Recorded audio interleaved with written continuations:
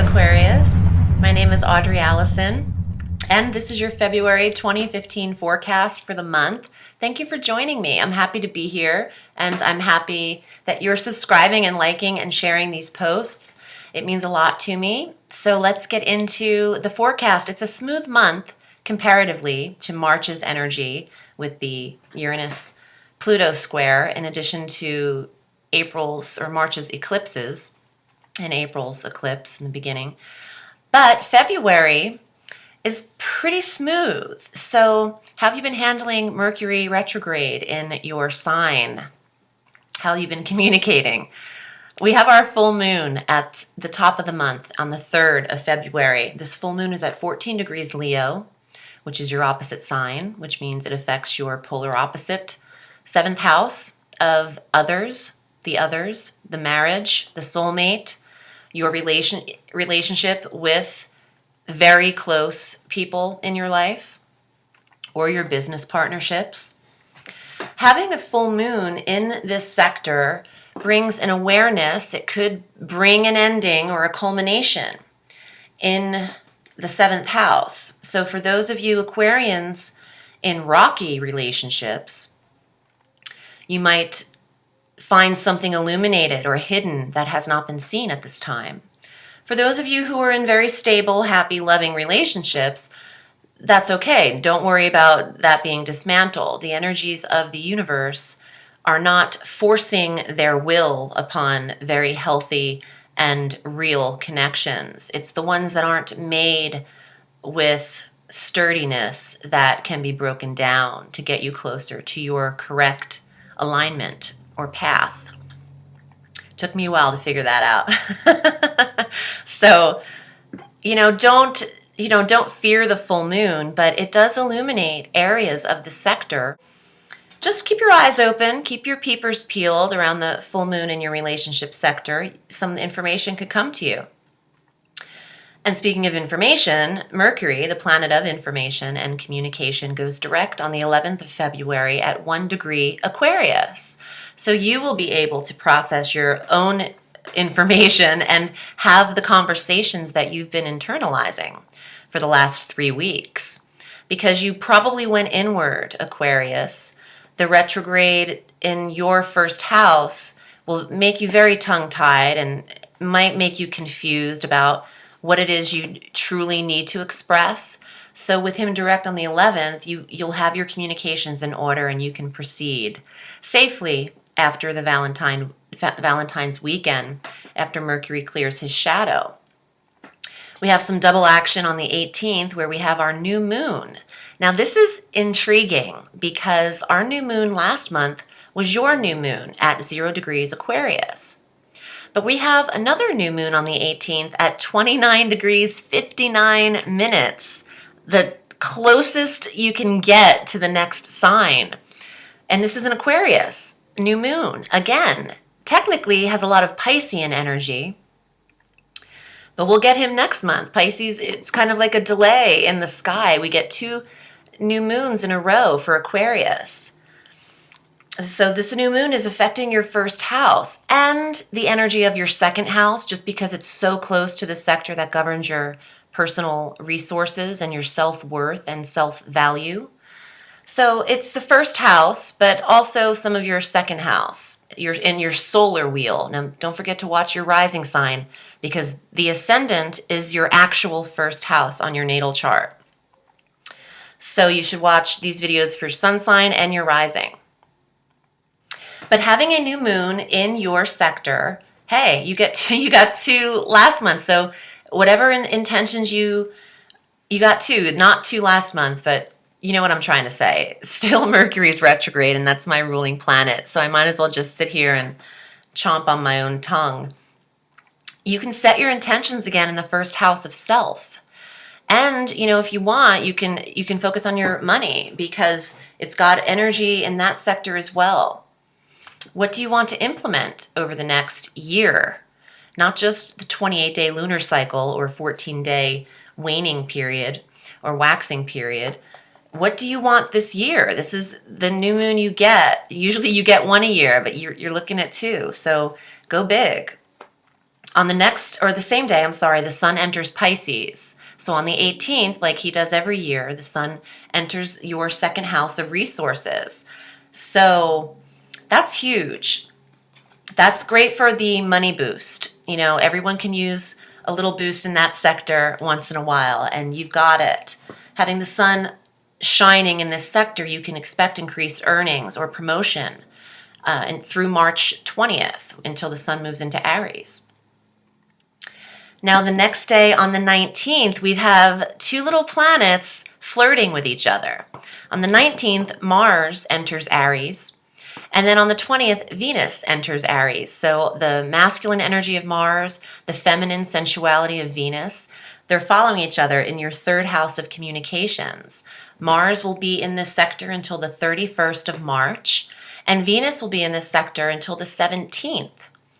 So I love that. You know, your third house is your local travel, your siblings, your communications, your interviews, your writing, your speech, your smaller technologies, your car, your automobile, your transportation if you don't have a car.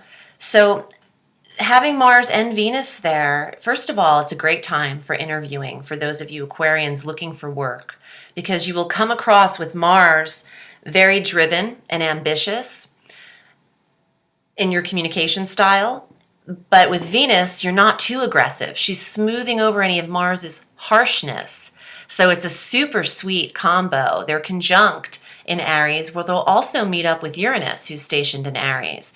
Having all of those signs in that sector, Uranus could bring on spontaneous communications from male or female energies you haven't heard from in a while.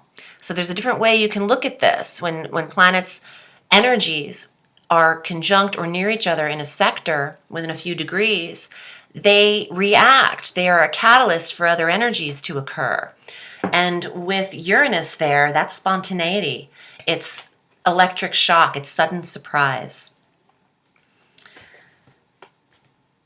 You know, I like this energy for jobs. I don't, you know, with the communication sector lit up, or for those of you who are writers or running your own businesses, your advertising and your marketing, and that kind of third house of publishing and getting noticed and websites and things like that.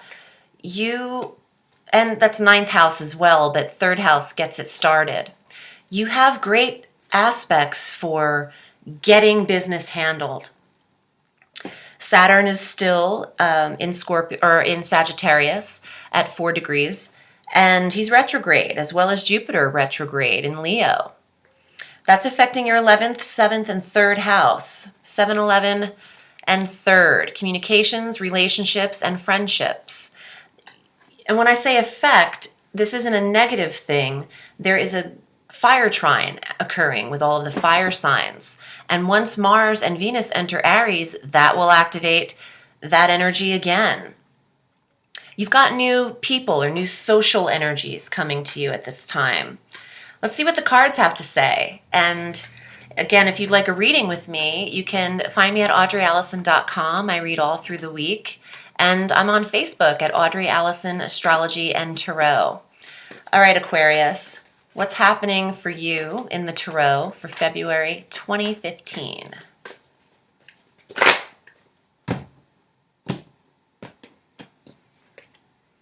Wow, I pulled this card the last for Pisces, but this is the King of Coins, the master of your environment and occupation. It's weird because I was getting that job energy for Aquarians, even though your 7th house is activated a lot. We'll see what else comes up. The Queen of Cups, psychic intuition, clairvoyance, a spiritual tone or energy, quieting down your reactions to people. The Emperor. Wow, these are powerful cards. Emperor is control, authority, ruled by Mars and Aries. Talks about Mars going into Aries itself and infecting your 3rd house through the 31st. And the Lady of Swords, This is music, poetry, writing. These two also came up. So oh, wow, powerful major arcana cards, the High Priestess and the Justice card. This is also intuition. This is me. This is the card that represents me. And this is legalities, but balance. Okay. Oh, for those of you artists out there, you could be signing a music contract with these energies or having to look at paperwork now that Mercury is direct. Having contracts to put your personal or creative skills or businesses out into the world rather than just residing in your subconscious mind can be initiated. You can take action with the Emperor upon your work, your reserves, your career. Pay attention to your dreams. You could be receiving information. You could get information quietly through meditation or rest. Through REM, sorry, REM. I see words kind of scroll across my forehead like in Times Square or like a news strip. So sometimes when I am reading what's in my mind, the words get crunched up, but they mean you need REM to dream, to freaking dream. Okay, so pay attention to your dreams, but there's something very poetic and strong. You could break through and be very independent, autonomous in your creative endeavors. Or you could be published and receiving money or moving up in your environment because you're assertive and you take action to do so. There is promotion with the sun going into the second house. Your resources pick up with this. There's no higher card in the tarot than the king. So you have achieved something here, Aquarius. You are ascending. We all are. It's just that not everyone's coming. I think this is great. Work is, and your money and your communications and your relationship are all hit. It's kind of a sporadic month, but I'm feeling there's a smoothness, and this is the card that's telling me that it's going to be, as long as you are calm and not overreacting, you're going to be fine with any transitions that need to occur this month. I don't feel like there's a lot of upheaval this month. We'll save that for the eclipses energy and our final Uranus-Pluto square mid-March. But I'll be back to tell you about that month soon.